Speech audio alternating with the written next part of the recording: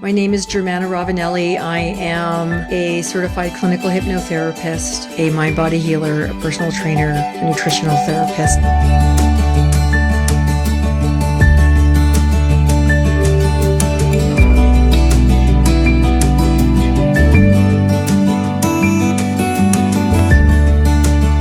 I was taught that health is harmonizing the body, the mind, and the spirit.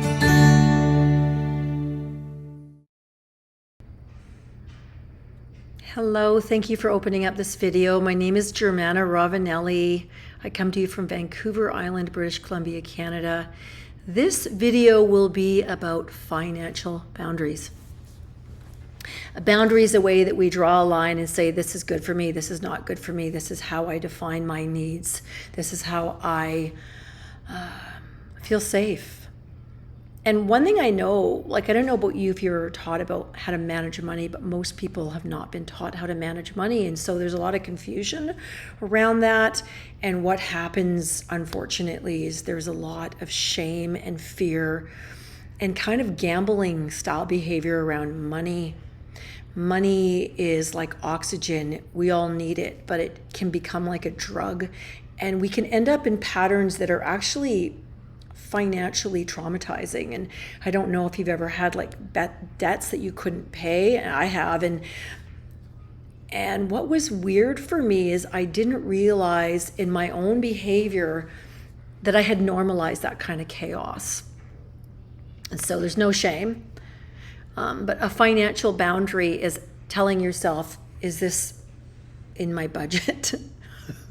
And most of us, we got these phones and everything's like scan, click, click, click. Everything just goes on a credit card. And before you know it, you got a $35,000 credit card bill and your budget doesn't allow you to pay that back. And now you're paying interest. And now it's like, I think a $30,000 credit card bill would cost you about $900 interest a month, which is a lot. So that's $900 you're giving away and you're just paying the interest. That's insane. That's called financial trauma, if I've ever heard it. So one of the things that helps a lot if you have financial challenges, and most people do in this time, is find one thing that you're willing to revise that costs you money that you don't need. One of the big ones that I see that's really normal in this world, in this time, is people go through these drive-thrus and they buy the coffees and the teas and the dessert in a cup, and they're doing all this stuff, and that might cost you $5 or $7 or whatever it is. But the question goes, what would happen if you got used to being at home, putting it in a nice cup, a cup that you can take in your car, and you've got your own thing. It costs you maybe 25 cents. And then if you added that up over a week, you might be saving $45. And then that's like $200 a month. There's one example of having a financial boundary with yourself. That's simple.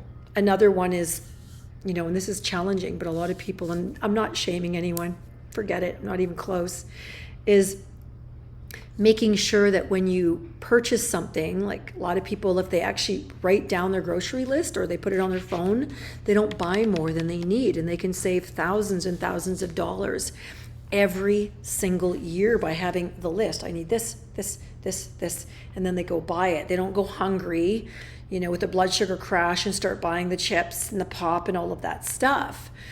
That's another example, just to save yourself from the compulsion of just buying this thing, this candy bar, this whatever it is.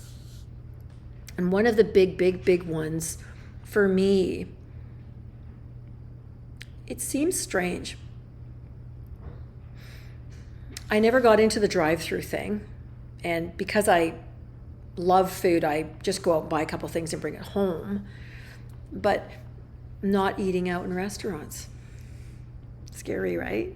Or doing it once in a blue moon. Like if you have a big credit card debt, your best thing that you could ever do is do not step forward in a restaurant ever again and just start double, triple paying it down as much as you can so that you can actually get out of debt. Otherwise, that interest payment, you're giving that money away. You're giving it away, and that's your hard-earned cash. And, they create all these little ways of making you think that if you use your credit card some more, you're going to get this 0.05% back at the end of the year. But that 0.05% might cost you $20,000 or $30,000 that isn't necessary to spend. Another thing to do, like if you like to shop online, I think we all kind of got used to that with COVID, put it in the cart, but wait 48 hours before you actually decide that you're going to buy it.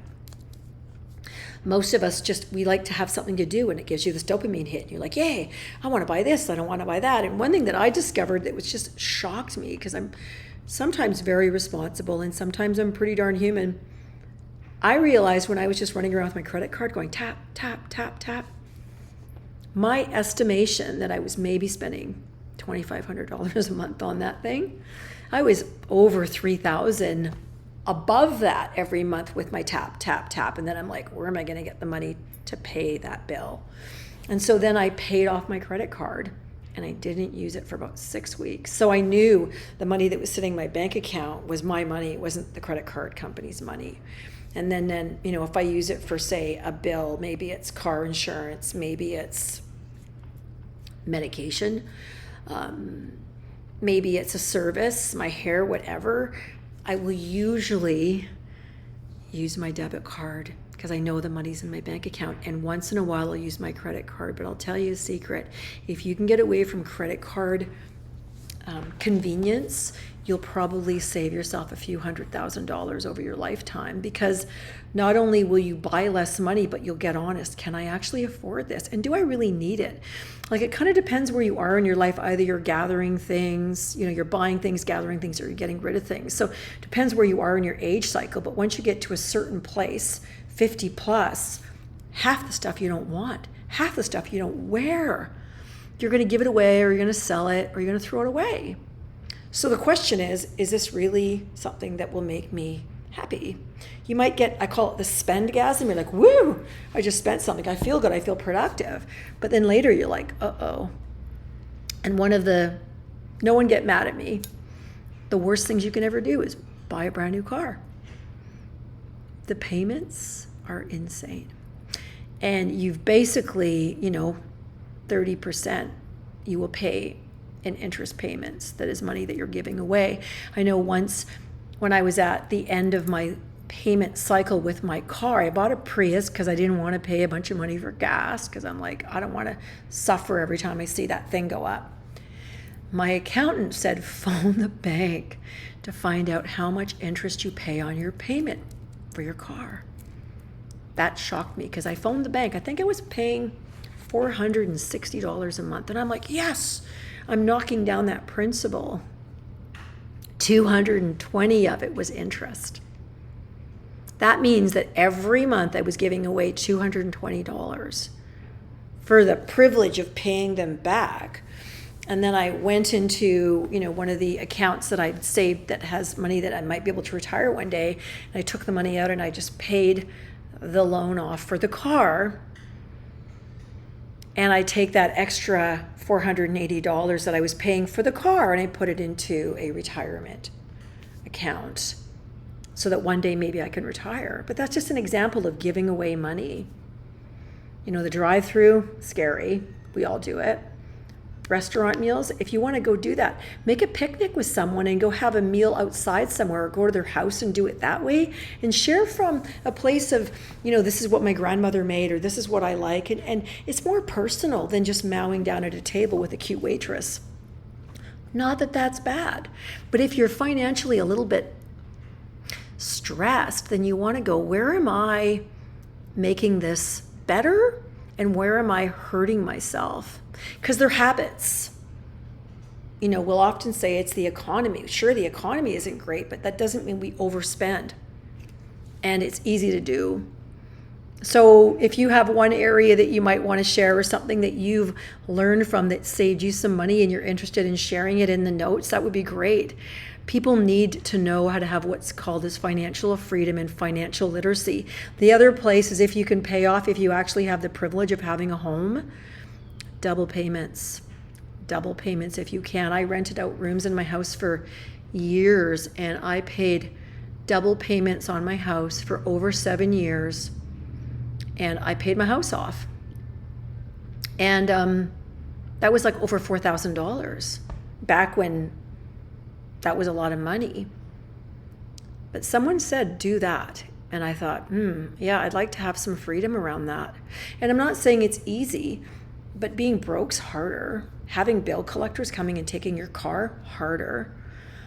Being dragged into a courtroom, harder. All of those things. So it's kind of like going, how do I want the next 10 years of my life or the 20 years to go? Don't buy things you don't need. Robert Kiyosaki calls it, doodads. We buy doodads. We buy things we don't need. And if you buy something, you want this to be able to make you money or it's something that you need, like